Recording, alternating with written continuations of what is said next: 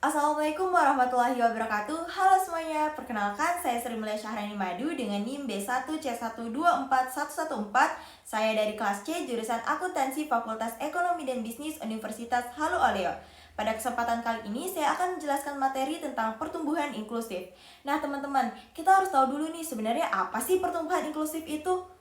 Menurut teori ilmu ekonomi, pertumbuhan inklusif adalah model pengembangan ekonomi yang tidak hanya berfokus pada peningkatan GDP dan PDB, tetapi juga memastikan hasil pertumbuhannya dapat dinikmati secara merata oleh seluruh lapisan masyarakat. Sekarang mari kita lihat grafik indikator pertumbuhan inklusif di Yogyakarta. Pada tahun 2014, pertumbuhan ekonominya ada di angka 5,17%, sedangkan tingkat penganggurannya di angka 3,33%, tingkat kemiskinan 14,55%, dan koefisien Gini atau Gini ratio-nya ada di 0,4. Sekarang mari kita lihat pada tahun 2015.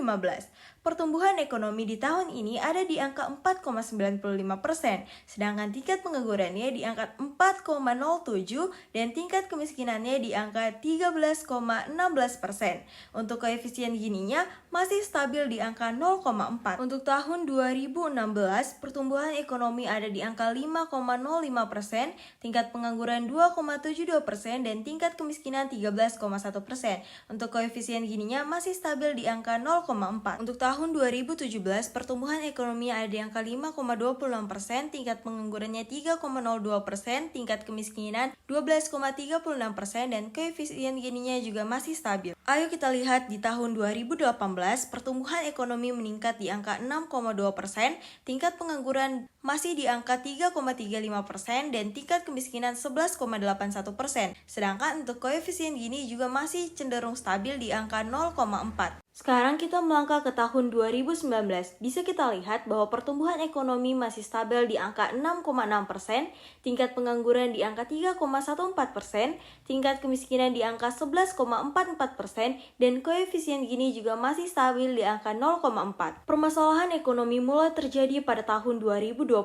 Bisa kita lihat dalam grafik ini, pertumbuhan ekonomi pada tahun ini menunjukkan kontraksi yang sangat tajam, yaitu di angka min 2,69%. Dan tingkat pengangguran meningkat di angka 4,57%. Tingkat kemiskinan juga meningkat di angka 12,28%. Untungnya koefisien Gini cenderung masih stabil di angka 0,4. Masalah yang terjadi pada tahun 2020 tidak dibiarkan begitu saja.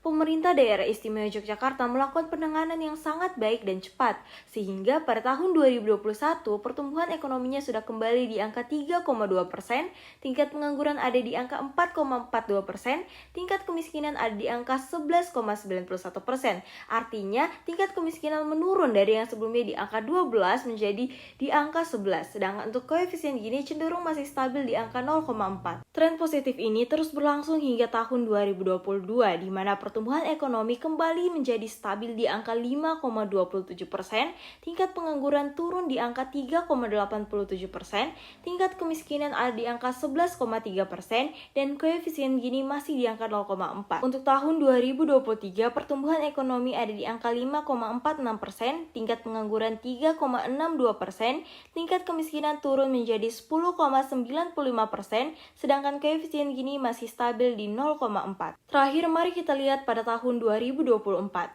Pertumbuhan ekonomi di daerah istimewa Yogyakarta ada di angka 5,52%, tingkat pengangguran 3,45%, tingkat kemiskinan 10,45%, dan koefisien Gini cenderung stabil di angka 0,4.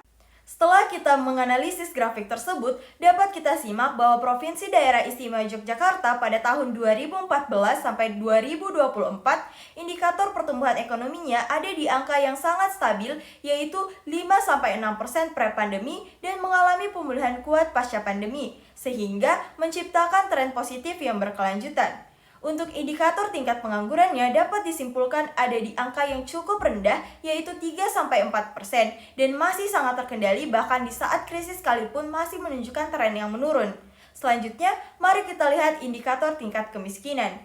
Provinsi Daerah Istimewa Yogyakarta menunjukkan penurunan tingkat kemiskinan secara sistematis dan konsisten, yaitu dari yang awalnya ada di angka 14,55% turun menjadi 10,45%. Hal ini dikarenakan pemerintah daerah istimewa Yogyakarta melaksanakan program pengentasan kemiskinan yang efektif di daerah tersebut. Terakhir, ada indikator ketimpangan Gini atau Gini ratio. Indikator ini menunjukkan tren yang sangat stabil, yaitu hanya bermain di angka 0,4. Dalam artian, pemerataan pendapatan yang sangat baik dan manfaat pembangunan yang lebih merata. Sehingga dapat kita simpulkan, status pertumbuhan pada Provinsi Daerah Istimewa Yogyakarta menunjukkan pertumbuhan inklusif karena 4 indikator utamanya mengalami tren yang positif dan mengalami yang namanya pemulihan yang sangat kuat dalam segi ekonomi. Tidak hanya itu, pertumbuhan inklusif pada provinsi ini juga didukung oleh sektor pendidikan yang kuat, UMKM yang semakin berkembang, infrastruktur yang memadai, serta kebijakan yang pro-rakyat.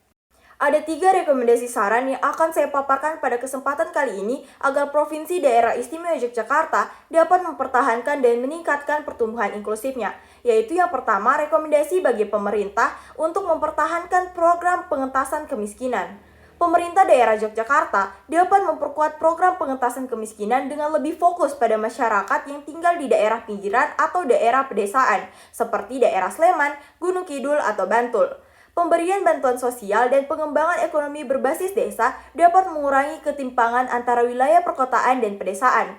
Di samping itu, pemberdayaan masyarakat dengan program-program yang meningkatkan kapasitas mereka dalam bidang pertanian, pariwisata, dan industri kreatif bisa sangat relevan di Jogja. Yang kedua, tingkatkan akses pendidikan dan pelatihan. Pemerintah daerah harus memastikan akses pendidikan dan pelatihan yang merata bagi semua kalangan, termasuk di daerah-daerah terpencil seperti Gunung Kidul yang memiliki keterbatasan infrastruktur pendidikan. Program pelatihan keterampilan seperti digitalisasi, kewirausahaan, atau pelatihan berbasis sektor industri lokal seperti kerajinan, batik, dan pariwisata dapat diberdayakan untuk meningkatkan keterampilan warga setempat. Kemudian, pemerintah juga harus perkuat dukungan terhadap UMKM. Yogyakarta dikenal dengan banyaknya UMKM yang bergerak di sektor kerajinan, seni, dan kuliner. Pemerintah daerah perlu memperkuat akses modal, pelatihan manajerial, serta pemanfaatan teknologi digital bagi UMKM untuk memasarkan produk mereka.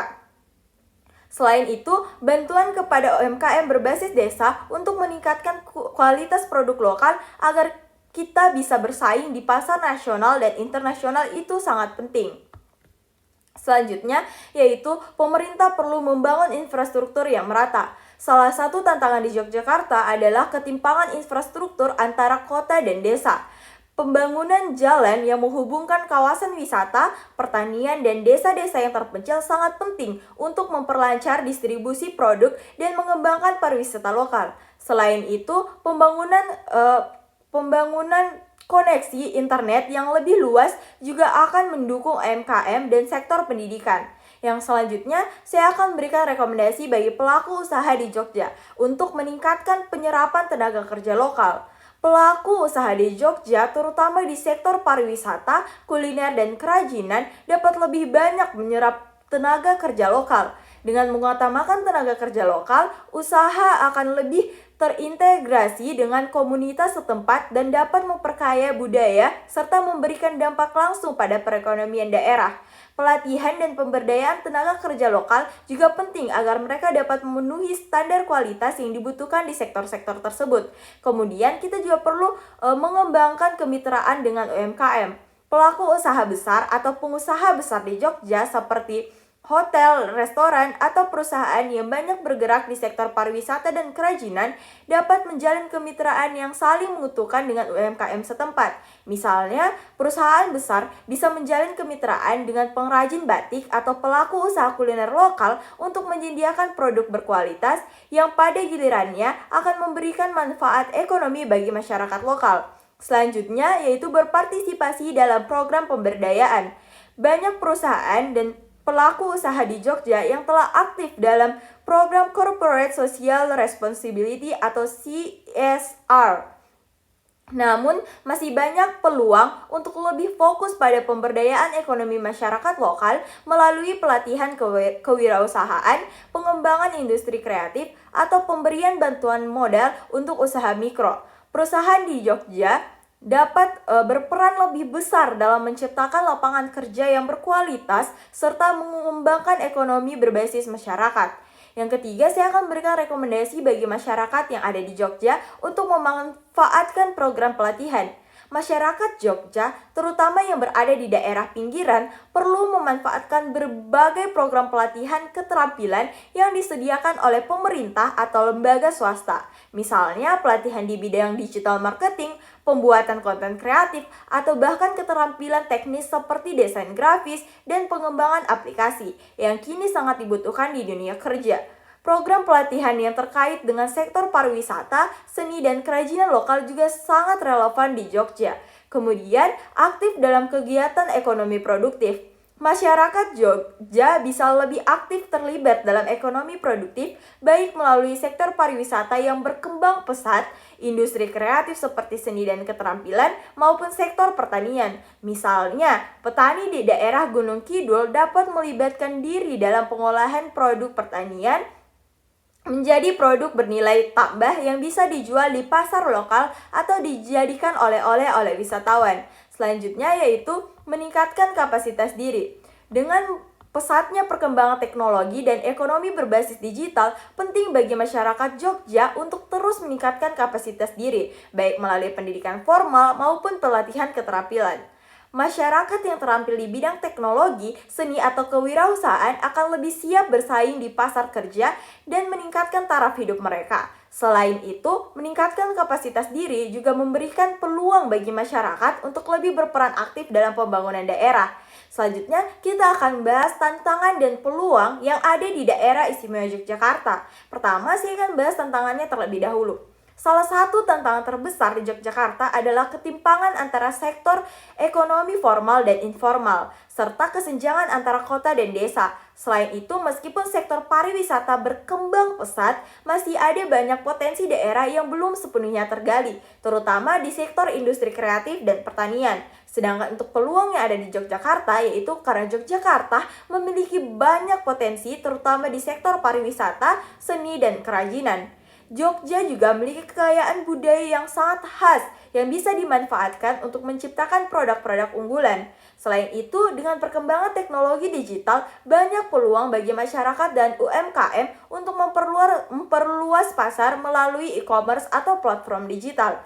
Kesimpulannya, implementasi rekomendasi ini di Yogyakarta membutuhkan kerjasama yang erat antara pemerintah daerah, pelaku usaha, dan masyarakat setempat.